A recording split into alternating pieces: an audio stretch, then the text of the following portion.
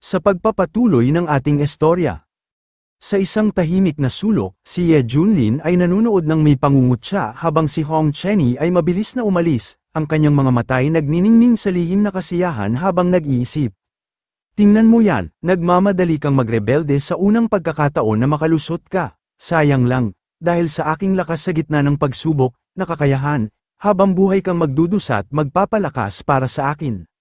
Samantala, sa isang masiglang eksena, puno ang buong lugar ng mga nagpatong-patong na baso ng milk tea, si Bai Xiaoxi, o mas kilala bilang Mausi, ay masayang kumukuha ng isang baso at nagtanong sa kanyang master. Master, narito na ang mga inumin, pwede bang si Mausi ang unang tumikim nitong baso na may jelly? Ngumiti si Ye Junlin at tumango ng may sigla. Siyempre, sabi nga ni Master, piliin mo ang gusto mo, walang pag-aatubili. Uminom si Bai Xiaoxi at malugod na sinabi, salamat po, Master, ang sarap nito. Hinaplos ni Ye Junlin ang ulo ng kanyang alagang daga, na para bang isang taong nag-aalaga ng isang kakaibang mascot. Yung iba, pusa ang pinaliliguan ng lamang, pero ako, daga ang hinahaplos, pero aminin ko, ang lambot niya. Biglang nanginig si Bai Xiaoxi sa takot, pusa, nasaan ang pusa? Takot na takot si Mausi sa pusa. Napailing si Ye Junlin habang nakataas ang kanyang isang kamay. Ano ka ba? Nasa iyo ang luo celestial body, pero nasasayang lang, di ka naman mas maliit sa pusa, at may hawak ka pang mga underlings sa ancient secret realm, pero takot ka pa rin sa pusa? Uminom ulit si Bai Xiaoxi, nanginginig ang mga mata. Takot lang talaga si Mausi, naalala ni Ye Junlin ang isang bagay. Bakit di ka pumunta sa sundial para mag-cultivate? Doon, 100 taon sa loob ay isang araw lang sa labas, malaki ang advancement ng luo celestial body mo. Tumanggi si Bai Xiaoxi ng tapat, ayaw ni Mausi, kung 100 taon ako doon at di makita si Master, malulungkot ako. Tasaka, boring mag-cultivate, mas gusto kong kumain ng masarap kasama si Master. Humalakhak ng malakas si Ye Junlin habang malambing na hinihimas ang ulo ni Mausi, ikaw talaga ang klase ng alagad na hinahangad ko, ibang-iba sa iba dyan. Sa gitna ng tagpong yun, hindi inaasahan, bumahing ng malakas si Hong Chenny habang nasa gitna ng paglipad, na para bang may isang mahiwagang pangyayari ang paparating. Bigla, napansin ni Ye Junlin ang isang kakatuwang bagay. Oo nga, di ba, sinasabi nila na, kapag nasa nascent soul realm na ang miyembro ng Demon Clan, nagiging tao sila, bakit di kita nakita mag-transform? Napatigil si Bai Xiaoxi, tila nag-aalangan, kasi, nakalimutan ni Mausi, sagot niya, halos pabulong, hindi siya tinantana ni Ye Junlin, subukan mo ngayon, utos niya, puno ng determinasyon. Sinimulan ni Bai Xiaoxi ang kanyang pag-transform, ngunit ilang sandali lang, lumitaw ang isang pares ng manipis na binti, napasigaw si Ye Junlin, hindi makapaniwala, yan ba ang tinatawag na loli look? Biglang bumuga ng milk tea si Ye Junlin mula sa kanyang bibig nang makita ang anyo ni Bai Xiaoxi, katawan ng tao, ngunit mukha pa ring daga. Ano to? Tanong niya, puno ng pagkabigla. Nagpanik si Bai Xiaoxi, halos hindi makapagsalita. Master, anong problema? Hindi ba maganda ang itsura ni Mausi? Tanong niya, puno ng kaba. Halos magmakaawa si Ye Junlin, nanginginig sa takot, hindi lang di maganda, nakakatakot. Bai Xiaoxi, niloloko mo ba ako? Sigaw niya, puno ng galit. Kahit anong pilit ni Bai Xiaoxi, hindi siya makabalik sa dati niyang anyo. Pagkalipas ng ilang sandali, napansin ni Ye Junlin na hindi pa rin bumabalik si Bai Xiaoxi sa kanyang dating anyo. Napasigaw siya, puno ng pagkadismaya, kalahating incense stick na ang lumipas, bakit hindi ka pa bumabalik? Nakangiti ng pilit si Bai Xiaoxi, nanginginig habang sumagot, Master, biglang nalimutan ni Mausi kung paano bumalik. Napahiyaw si Ye Junlin, puno ng inis, daga ka nga ba talaga o isang baboy na nagkatawang daga? Agad namang nagmamadaling magpaliwanag si Bai Xiaoxi, halatang aligaga, Master, kalma lang, sa ilang araw lang, babalik si Mausi, promise. Napailing si Ye Junlin, bumantong hininga ng malalim, ayos lang, kaya mo yan. Ngunit agad lumapit si Bai Xiaoxi, tila nangungutya, Master, gusto mo pa bang hawakan si Mausi ulit? Umatras si Ye Junlin, kulang na lang tumakbo, huwag na, tahimik na buhay ang gusto ko. Hindi pa natapos si Bai Xiaoxi, tumakbo siya papunta sa water jar at nagsimulang mag-usisa, ang labo, pangit ba talaga ako dito? Sa kabilang dako ng Eastern Domain, libu-libong spaceship ang lumilipad patungo sa Wasteland Province. Sa ibaba, nagkakagulo ang mga tao. Walang makakaligtas sa galit ng numero 1 pinakamalakas na immortal sect ng Eastern Domain, malapit nang matapos ang Profound Heaven sect, haha. Yang mayabang na Junlin na yan, mamamatay yan sa hiyaw, sigurado akong nanginginig na yan sa takot ngayon. Sa loob ng isang kwarto, may huni ng babae nang biglang pumasok ang isang subordinate. Young Master, aatake na sila, nagalit ang Young Master ng Zhou family. Lintik ka, sino ang aatake? Ang Feathered Immortal Sect Army, sasalakayin na nila ang Wasteland Province. Sumigaw ang Young Master ng may kasiyahan, maganda yan, tapos na ang Profound Heaven Sect, mga probinsya nung di marunong rumispeto sa akin, alam kong di sila magtatagal, panoorin natin to. Lumipat ang eksena sa Moving Mountain Sect ng Wasteland Province. Tiningnan ni Ouyang Feng ang mga spaceship, ilang cultivator ang ipinadala nila. Nagmamakaawa si Ouyang Feng, yes Celestial Lord, kung di kaya, tumakas ka na lang, ikaw ang pinakamalakas sa Wasteland Province, kung mawala ka, malaking kawalan yun. Samantala, sa Profound Heaven Sect Training Ground, nagkakagulo ang mga disciples. Dumating na ang kaaway, nasaan ang mga masters? Sa parehong sandali, sa likurang bundok ng Profound Heaven Sect, biglang lumitaw ang napakalakas na enerhiya, lumabas sina Su Chenzu at Zhao Dezo mula sa sundial. Halos umabot na ako sa Integration Realm, pero di ko pa rin makuha ang tamang pakiramdam, bulong ni Zhao Dezo. Tumango si Su Chenzu, maging kontento ka, kung wala ang skills at pills mula kay Ye Junior Brother, imposible to.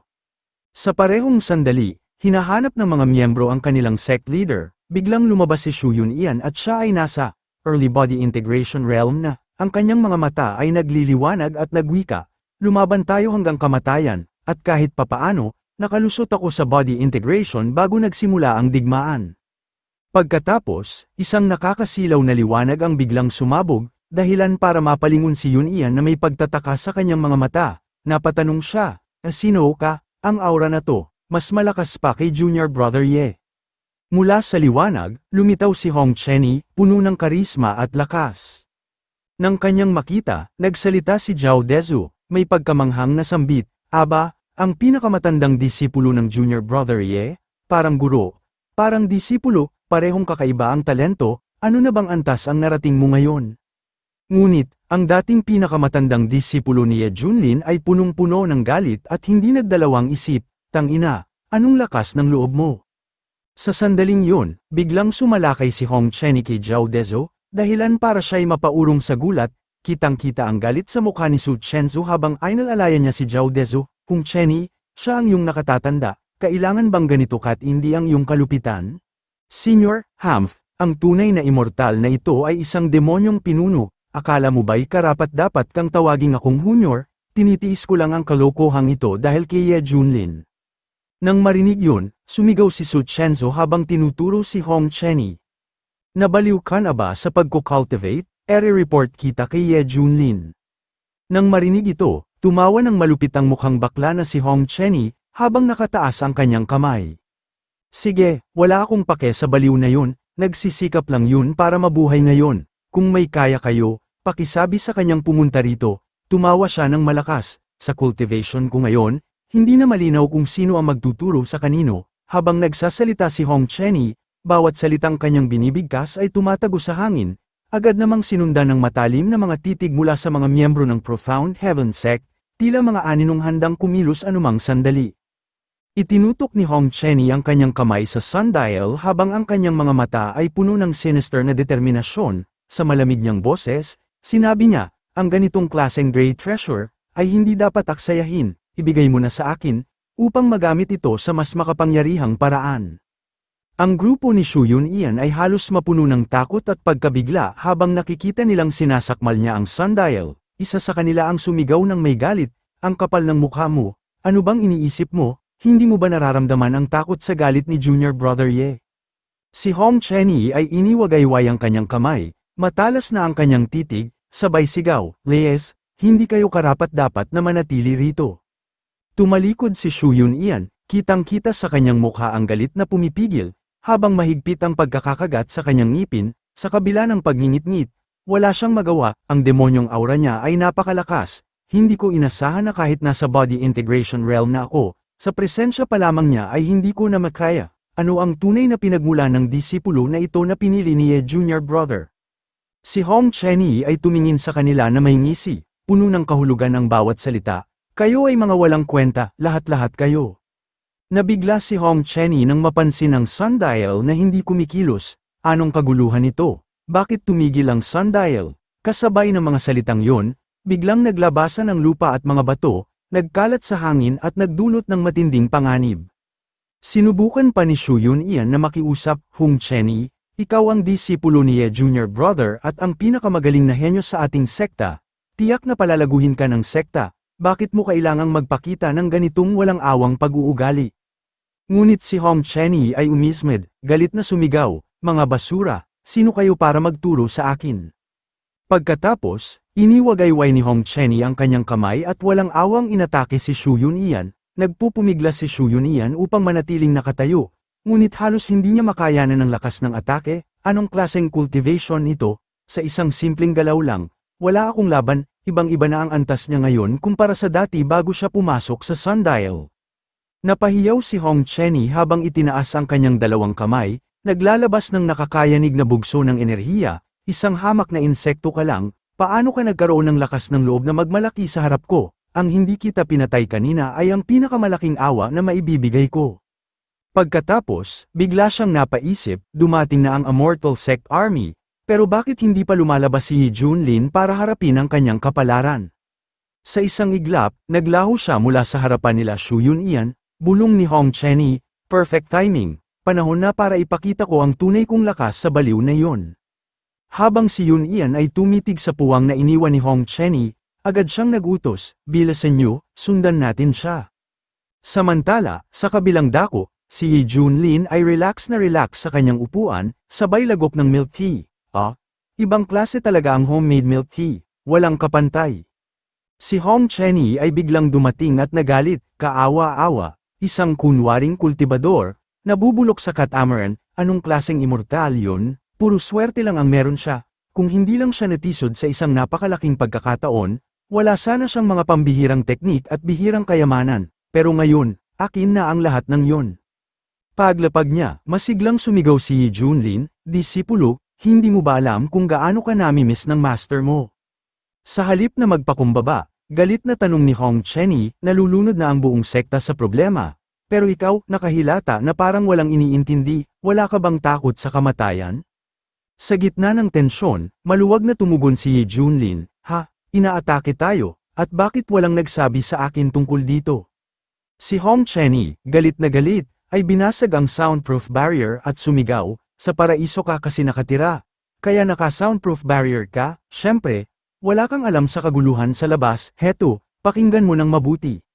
Biglang lumitaw ang mga imahe mula sa labas, isang nagkakagulong grupo ng mga tao ang sumisigaw, Ye Junlin, lumabas ka at harapin ang iyong kamatayan.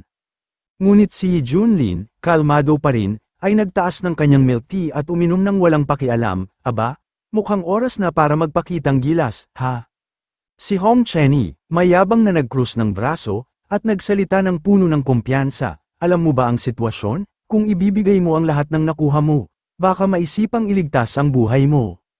Si Ye Junlin, kunwari nagtataka, tumugon ng may bahid ng pang-aasar, Ano bang pinagsasabi mo, bakla? Hindi na nakapagpigil si Hong Chenny, na puno ng galit at sumigaw, huwag kang magkunwaring tanga, lahat tayo marunong dito. Napatla siya bigla, nanlaki ang mga mata habang papalapit si Bai Xiaoxi, anong nilalang na yan? Si Bai Xiaoxi, dala ang spicy chicken wings, ay masiglang sumalubong kay Ye Junlin at Hong Chenny, Master, narito na po ang spicy chicken wings na ipinagawa nyo, tikman nyo po agad, Senior Brother Hong, ang bilis mo namang lumabas. Si Hong Chenny naman ay napatigil, halos umatras sa kaba, tumigil ka, huwag kang lalapit. Napatitig si Hong Chenny kay Bai Xiaoxi, hindi makapaniwala, ito ba talaga ang white fur rat? Bakit parang nag-iba ang anyo nito? Anong nangyari? Pagkatapos, bumaling siya kay Ye Junlin, nakakunot ang noo at puno ng pagdududa, grabe ka talaga. Ye Junlin, Talagang kakaiba ang panlasa mo, napaka-weirdo mo. Si Yi Junlin ay tumawa ng may bahagyang pag-uuyam habang tumitig ng matalim, ano ba yang tingin mo, ha? May masama ka bang iniisip? Isang matuwid at marangal na tao ako, tandaan mo yan. Sa mismong sandaling yon, dumating si Shu Yunian kasama ang kanyang grupo, nagmamadali at puno ng galit, taksil ka, ano ang binabalak mo laban sa iyong master, Ye Junior Brother, mag-ingat ka. Pero bago pa sila matapos, napahiyaw silang tatlo, puno ng pagkagulat at takot, ano to? Ngumiti si Bai Shaoxi, puno ng kumpiyansa, huwag kayong matakot, ito po si Mao Si, ang disipulo namin. Biglang namutla si Shu Yunian at napilitang ngumiti, halatang kinakabahan, ito pala ang pangalawang disipulo ni Ye Junior Brother, talagang, kakaiba, ang itsura. Tumayo si Ye Junlin, nag-krus ng braso, at may halong seryosong tono na nagsalita, hoy, tigilan nyo nga iyang pagbibiro, ano bang dahilan ng pagmamadali ninyo? Biglang bumalik sa alaala ni Shu Yunian ang totoong dahilan, itinuro niya si Hong Chenny at Pasiga na sinabi, Ye Junior Brother, ang iyong senior disciple ay traidor, hindi lang niya ninanais ang solar orbit, sinaktan niya kami ng walang awa. Si Yi Junlin ay tumitig kay Hong Chenny, may halong pag-aalala at misteryo sa kanyang tinig, minamahal kong disipulo, totoo ba talaga ang sinasabi ng lahat? Nagkunwari si Hong Chenny na walang bahid ng kaba, ngunit sa dulo ay umamin, oo, totoo nga, at ano ngayon, papalapit na ang hukbo, paparating na ang kamatayan mo, hindi mo ba ito ramdam? Pagkarinig nito, nag-alab sa galit si Shu Yunian, ang kanyang boses ay umalingaw-ngaw, walang utang na loob, may ginawang masama ba sa iyo si Junior Brother Ye? Sa matinding pagkagalit, sumiklab ang emosyon ni Hong Chenny, ang kanyang tinig ay puno ng puot, ano ba ang alam mo, sa napakahabang panahon, trinato ako na parang alila, hindi ko na kayang tiisin ito. Samantala, si Yi Junlin ay nanatiling matatag, ang kanyang mukha ay balot ng kadiliman, pagkatapos, tahimik niyang tinakpan ang kanyang mukha, at sa boses na puno ng lungkot, nagwika, karma, isang tunay na karma. Sa mga mata ay may peking luha, hinawakan ni Yi Junlin ang kamay ni Bai Shaoxi habang sinambit niya ng bigat. Huwag mong isisi sa kanya, ako ang nagkulang bilang isang master, hindi ko naintindihan ang mga nararamdaman ng aking disipulo, nagkamali ako, at labis ang aking pagsisisi. Tumawag si Bai Shaoxi, puno ng kalungkutan, Master. Si Shu Yunian ay napapailing at tila di makapaniwala, Ye Junior Brother, hindi ko inakala, na magiging ganito ka. Samantala, si Hong Chenny, puno ng galit at paghuhusga, ay sumigaw, tigil-tigilan mo na ang palabas mo, alam ko ang totoong ikaw, isang malaking pagpapanggap. Si Ye Junlin ay nagpakumbaba, inilagay niya ang kanyang kamay sa kanyang dibdib, taglay ang pusong puno ng pagsisisi, Little Hong, minamahal kong disipulo, napagtanto ko ang malalim kong pagkakamali, mapapatawad mo ba ako? Tayo pa rin ang master at disipulo, balik tayo sa simula, pwede ba? Ngunit si Hong Chenny ay tumalikod, tahasan ang pag-iwas at nagbitaw ng mapanuyang galit, imposible, nakakadiri ka. Sa sandaling yon, nag-announce ang system, congratulations, host, na kumpleto mo ang temporary mission, actively admitting mistakes, at evoking empathy, ang reward ay ang Indomitable Tyrant Body Technique, isang supreme skill na pinagsamang lakas at katawan, kapag na-cultivate sa pinakamataas na antas, magkakaroon ka ng hindi masisirang katawan na yayanig sa mga panahon. Nang marinig yun, biglang nag-iba ang ekspresyon ni Yi Junlin, naiwan ang anumang bakas ng pag-arte, at siya'y tumitig na may matalas na pag-iisip, sa wakas, tapos na rin ang misyong ito, ang kakaiba naman, pero sulit ang gantimpala, dahil tapos na, oras na para magsaya at paglaruan kita.